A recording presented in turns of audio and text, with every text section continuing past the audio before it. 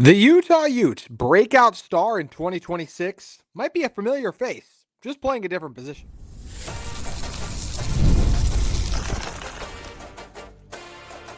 You are Locked On Utes, your daily podcast on the Utah Utes, part of the Locked On Podcast Network, your team every day.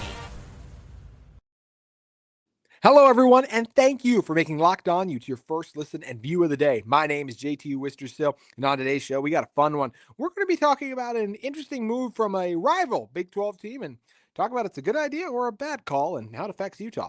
Also, we are going to be diving into this Utah defensive tackle room and how some of the early reports from spring camp should have us all very excited. But first, we are going to talk about a breakout candidate who seems like he might be poised for a massive 2026 season.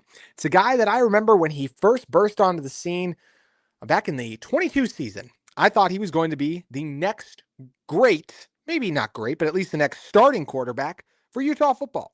Didn't work out. Transferred away. Thought that was it. Returned last year. Didn't do a ton. But still this year has a chance to do some big things up on the hill. I'm talking about Nate Johnson. That's right. Former four-star quarterback who, when he first arrived with Utah football all the way back in that 2022 season, only played in 4 games.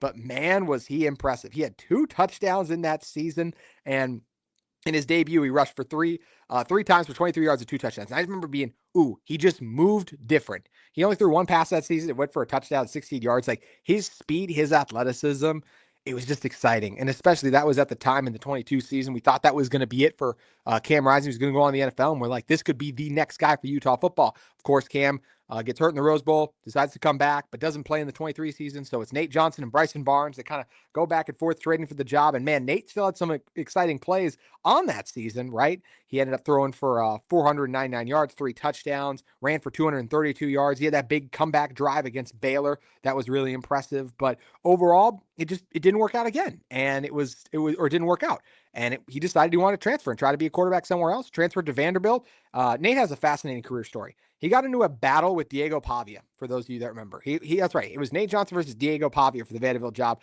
Obviously, Pavia won, became a star at Vanderbilt, but Nate Johnson still ended up seeing time in a lot of games. In fact, in 10 games, he saw action. Then he came back to Utah last year and saw action in 10 games overall, lined up at QB, wide receiver, running back, did a little bit of everything for this team, was more of a gadget guy, right? He actually ran for 225 yards on 24 carries, just the 1 touchdown, only cost 1 pass for 16 yards, was listed as like an athlete. He made like a big play in spring ball last year early on that was kind of shrouded in mystery, and everyone was like, Nate Johnson's going to have a big role with this team this year, and it just didn't materialize. And I think Nate was still learning as elite of an athlete as he is and as impressive he was as making defenders miss, and there were games that he did make an impact for this Utah team, I think he was still learning to play a position outside of quarterback.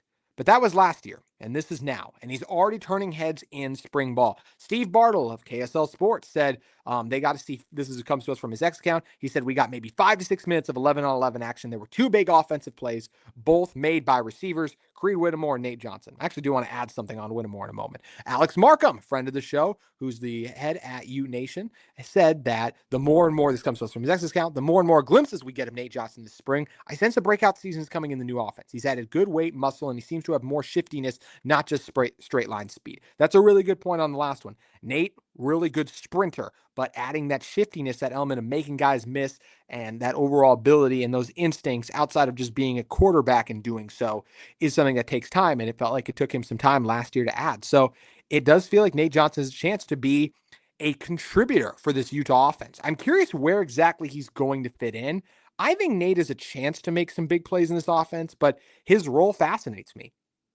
If we look at the wide receiver room, right now, Utah's wide receiver room looks deeper than it has in a very long time, right? We've heard a lot about Kyrie Schultz. We've heard a lot already about Braden Pagan being on the leadership council. Larry Simmons has looked really strong. There's still that Tobias Merriweather guy, former 4-star, really talented. I'm not ready to give up on fully either, right? There's Darren Zipper still in that room. There's Creed Whittemore, who's named as a breakout guy. And I will just say really quick on Whittemore, I think he's in for a really good season. Devin Dampier loved Ryan Davis, his slot receiver a season ago. And yes, the chemistry was there between Davis and Dampier.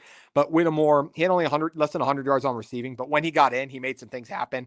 He's shifty. He's a strong route runner. I expect a lot from Creed Whittemore this year. I think he's going to be a really good player. And it sounds like Nate Johnson has the chance to be a really good player for this Utah football team too. And I think that's something that should have everyone excited, honestly, because Nate's a guy who just has that ability to make things happen. That's why I fell in love with Nate Johnson. I felt like he had the it factor.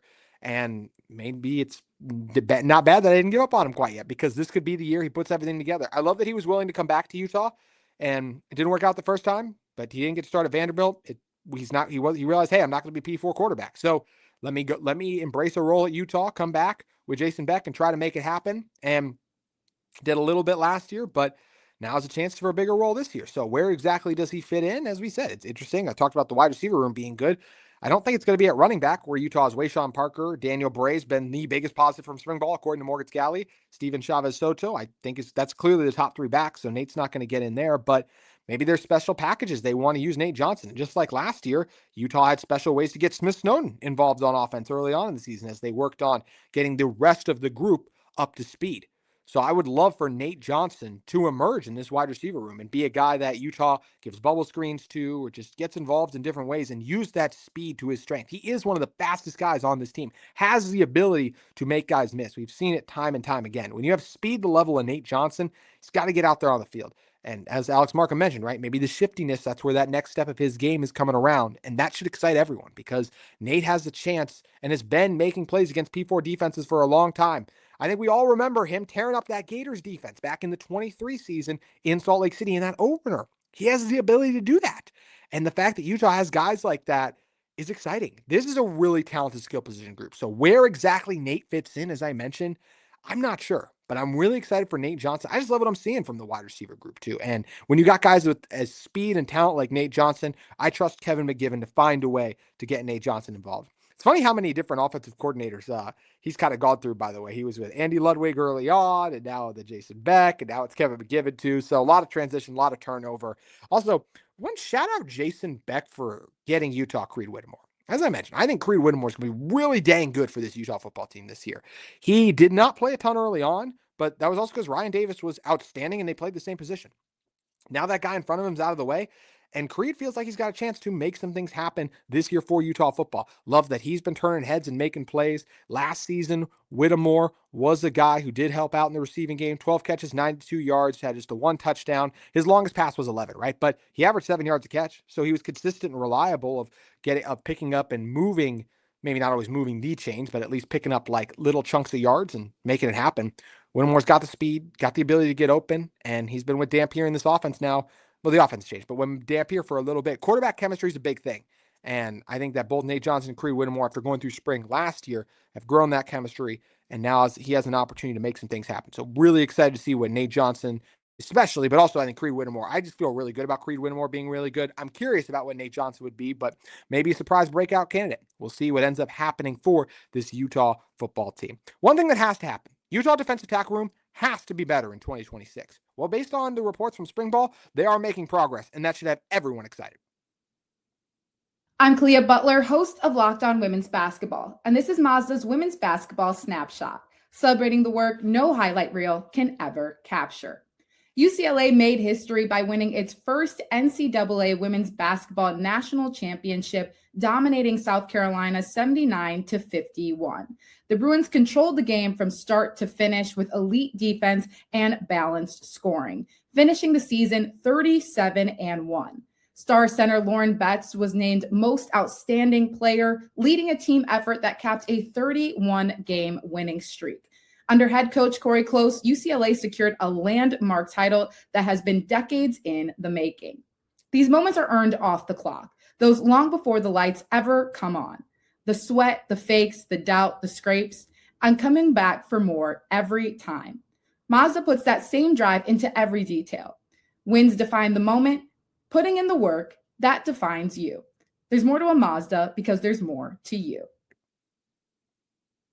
Thank you guys again for making Locked On Utes your first listen and view of the day. I want to remind each and every one of you that the Locked On Utes Everydayer Club is live. You can head over to lockedonutes.supercast.com and join the Everydayer Club, or just check your episode description, YouTube, or wherever you're listening to this in a podcast app, and check that description to join. What you get with the Everydayer Club, you get to join a Discord chat with myself, other Utah fans. You can send in questions that have a chance to be answered on this show too, and we just talk Utah ball as well, which if you're listening to this show, I know you'd love to do. Also, you can get an ad-free audio version of this show. All that and more available with the Locked On Utes Everydayer Club. You can sign up at lockedonutes.supercast.com today.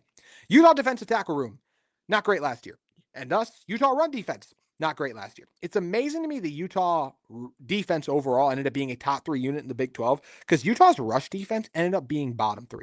Utah gave up 181 yards per game last year on the ground, which maybe we should have seen coming because, of course, the year before, Utah lost their top 3 defensive tackles. Samote Pepa up to Washington. Tanuvasa down to BYU. And then we got Junior Tafuna, who just graduated. Well, last year, it's almost the exact same thing happened. Aliki Vaimahi graduated. Then Dallas Vakalahi and Jonah Laea, where did they go? They're off to Big Ten schools, Michigan and Penn State. So Utah run defense looks like it might be in a little bit of trouble. But Utah knew that this was an area they had to get better at, and they attacked the transfer portal hard. Lucas Samuelson, defensive tackle from Wyoming, they brought him over. They brought over Jamal Wallace, Tennessee defensive tackle, brought him over. Samuelson did play a ton at Wyoming. Wallace, not a lot at Tennessee, but still at P4 school, so hopefully can come over and take what he learned from the guys ahead of him and imply that there. But there is another guy that I'm really excited about in this defensive tackle room that has to be good. I want to focus on transfers. We'll talk about some of the returning production from the freshman, now sophomore class that I'm intrigued by. Jair Moa is a guy that I think has a chance to make some things happen for this Utah football team. For those of you that don't know Moa, he's a San Jose State transfer, 6-foot defensive tackle, 280 pounds, did contribute as a true freshman last year with San Jose State, finished the season with 28 tackles, 2 tackles for loss, 1.5 sacks in 11 games too. His best performance was 5 tackles against Fresno State, but also made a couple tackles against number 6 Texas, so has played against the big dogs too. But he's a guy that when the Utah media has a chance to talk to Alex Harrison and asked who stood out along the defensive line so far, Moa drew praise for being a twitchy athlete, a guy who's just disruptive and makes things happen in the middle. And that's what Utah needs. They need disruptors who can make things happen in the middle. I would love to see Utah, and I know Moa didn't have a ton of sacks last year at San Jose State, so projecting him to be a breakout sack artist I don't think is likely. But Utah needs more pressure from their defensive tackles. They recruit their defensive tackles to stuff the run, take on the double teams, and free up linebackers to make plays and make things happen. So that will be Moa's first shot. But I would love it if Utah could get an explosive 3-tech, which I think Moa has a chance to be, who's able to beat his offensive guard in one-on-ones, get back there, either bring down the quarterback or just get pressure. Sacks are overrated sometimes. Most important is getting the pressure, getting quarterbacks off their spot. And hey, if you're a defensive tackle and you're not fast enough to chase down the quarterback, that's fine. Just force him to run and go on the move so that then someone else can either make the sack or it's just a negative play because you force the pressure on the inside. That's what Utah needs more of this year. And I think Moa is capable of providing that for this Utah football team. He's got flashed some things at San Jose State, already earning some rave reviews there. And I would love it if Moa could be a guy for this Utah team in Salt Lake City. But if Utah wants production from the defensive tackles, it's not just going to come through the transfer portal. It's going to come through some of the returners. Well, thankfully for Utah, they have already seen some of their transfer portal guys make an impact. Steve Bartle of KSL Sports tweeted on X that Karson Kaufusi and Pupu Sapoluana, I apologize, mispronounced that one, have been really disruptive at tackle today. Kaufusi has been very vocal. Utah needs both to make a second-year leap. Kaufusi already named on the Leadership Council, which I absolutely love. Kaufusi's the guy who's got all the talent and potential in the world to me. You're talking about a guy who I think he was a high 3-star, but had he stayed healthy, he's battled injuries. That's been the biggest thing for him. I think would have been a 4-star prospect. And both those guys, Kaufusi and Samuelson, actually did play for Utah last season. They were forced into action a little bit earlier than they should have been. Overall, Kaufusi had 5 tackles last year, 13 total tackles, but he had 0.5 sacks. And Samuelson didn't have any sacks, but he's a guy who he had 13 tackles overall too. Those guys were thrust in there and asked to, hey, be guys who plug up the middle, eat up double teams, and have other guys around you, linebackers, try to make plays. They were only freshmen, but defensive tackle is really hard to play as a true freshman. I'm expecting those guys to make a sophomore leap and both be really disruptive this upcoming season. This Utah defensive tackle room to me has the pieces and has the potential to be better this season. It's disappointing how everything kind of fell apart last year because I thought that group with Dallas Vakalahi, Laea, Bimahi would be better. but it just didn't materialize. But I look at this group and I say, okay, really talented underclassmen who got experience as freshmen make the sophomore leap. And Utah, I don't think every transfer portal player they brought in is going to be a home run, but the more darts you throw at the board, the more opportunities you have to hit a bullseye. I love that Utah brought in 3 defensive tackles to say, hey, let's really try and fix this defensive tackle room. And hopefully they're able to do so. I do think they should be improved this year. I think they know with the issues they had last year, they have to be better. I think there's some things schematically as well that Utah can do to put them in a better position to succeed.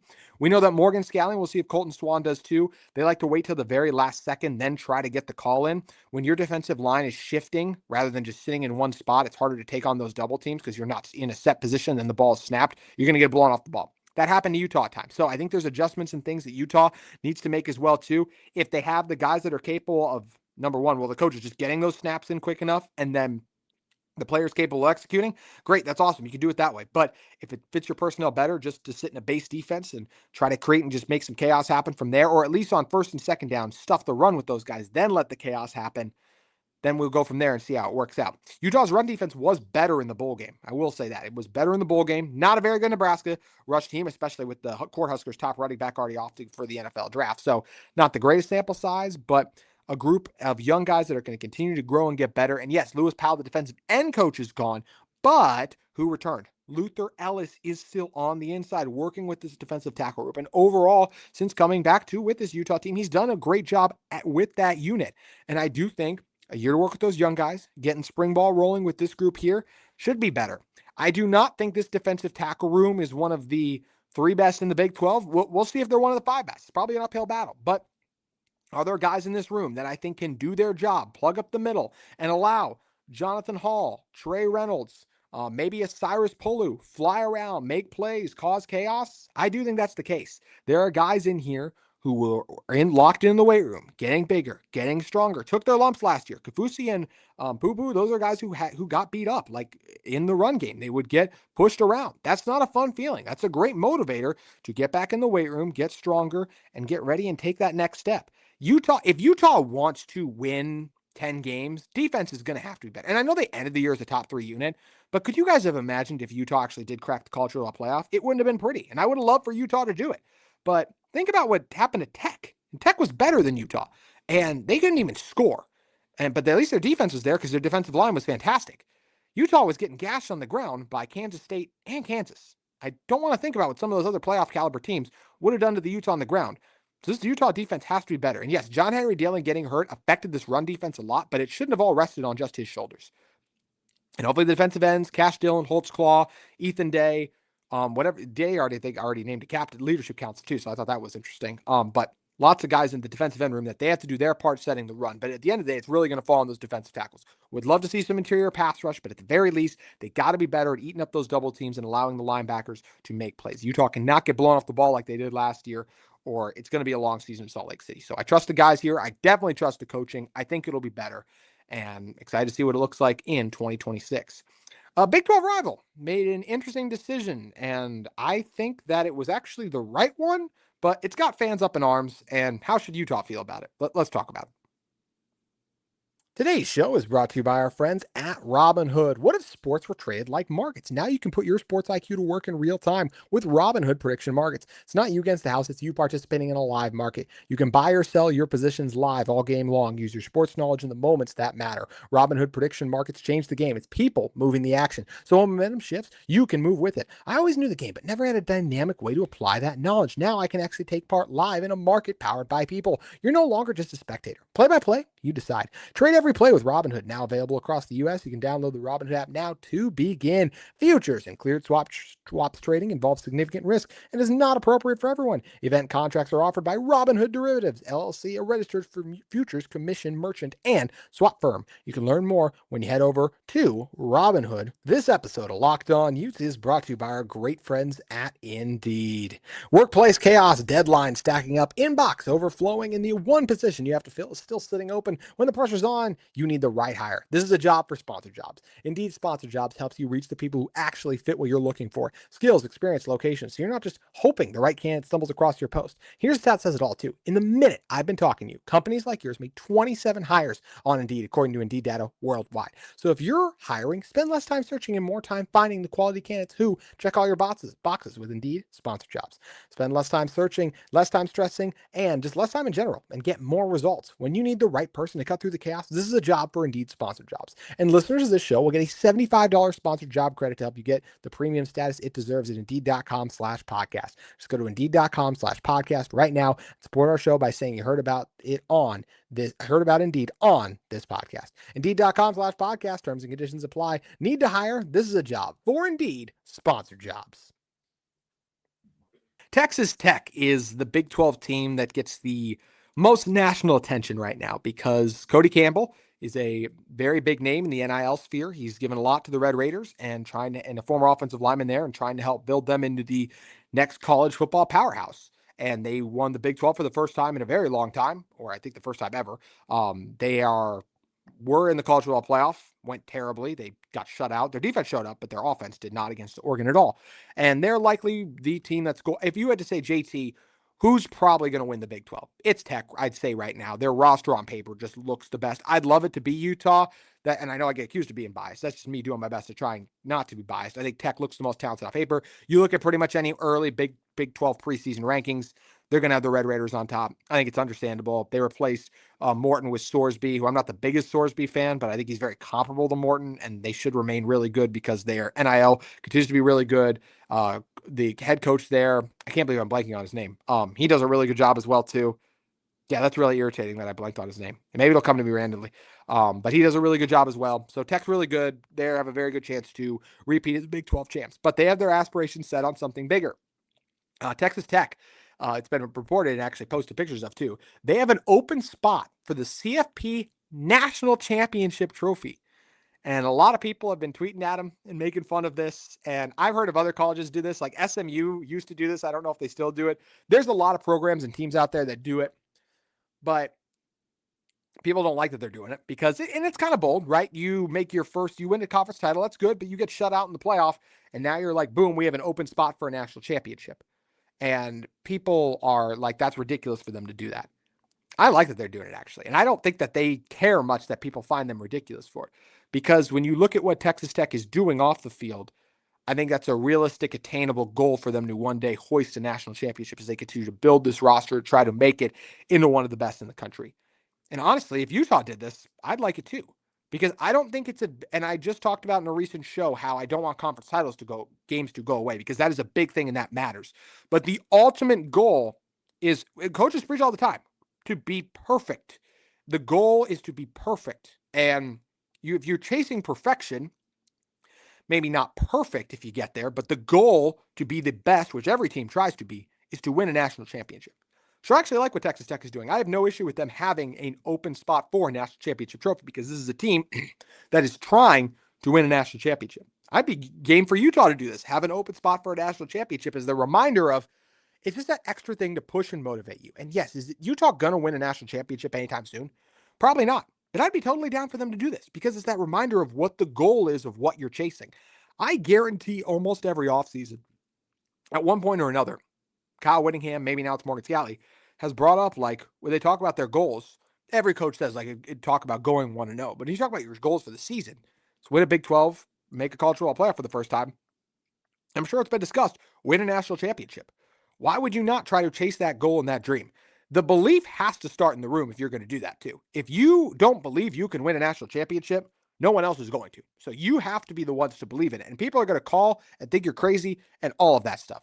But let's also just think about how many Utah football players, coaches, whatever, have been called crazy. If people told Morgan Scalley he was going to play at Utah, one day be the head coach at Utah growing up, they would have called him crazy. If people told all these players, like a Devin Dampier, he's not the biggest, right? People told him crazy for trying to be a P4 quarterback. And now he is, and he's what was Big 12 newcomer of the year last year. These guys are told they think crazy, and then they go on and use that as fuel and motivation and prove the doubters wrong. People would say Utah's crazy for having, just like people would say Tech's crazy for having this open spot. But it's that extra push, that extra motivator to, hey, this is what we're chasing. This is where we want to be at, and we don't have it yet. So let's use the fact that we don't have it to drive, push, and motivate us to do the extra reps, to do the extra work to get there. So I like the Techs doing it, and I'd be totally down and game for the Utah Utes to do it as well. Have an open spot for a national championship trophy because I'd still love to see the Utah Utes hoist one someday. One of my favorite memories, I said this on the show yesterday, was watching the Utah Utes win a Big 12 title game. And I cannot wait to see this team someday win a college football playoff game. I do believe that's going to happen sometime in the next 10 years. Maybe even the next 5, I'll say, that Utah will win a game in the college football playoff. I trust Morgan Scalley that much to not just keep us afloat to where Kyle had us, but even continue to push this team to the upper echelon. And I love that he's willing to give his own $2 million to make that happen. So I think Utah should have an open spot for a national championship trophy in their facility. Are they going to get it anytime soon? Maybe not. But it's just that, hey, we believe we're capable of this. If you don't believe we're capable of it, that's fine. But we believe we're capable of it. So we're going to continue to work, push, and do everything we can to make it happen. And I cannot wait to continue to follow and cover this Utah football team on the journey because I'm rolling with this team. I'm rolling with the squad. I'm a Utah man, and I love covering, watching, and rooting for this team. And if you're still listening to this podcast, I know for a certain you do as well. So thank you for making Locked On Utes your first listen and view of the day. Hopefully someday we can all celebrate together when Utah wins a national championship. Let's say when, not if, right? Let's be believers. Why not be optimistic on this random early April week? So I hope all of you have a great great day as you watch the show too. Thank you again for making this your first listen view of the day. Reminder, if you're looking for a second listen, Locked On College Football, Locked On Big 12 have you cover. Also join that Everydayer Club today in the episode description below wherever you are consuming this show. Thank you again, and we'll see you soon. As always, go Utes.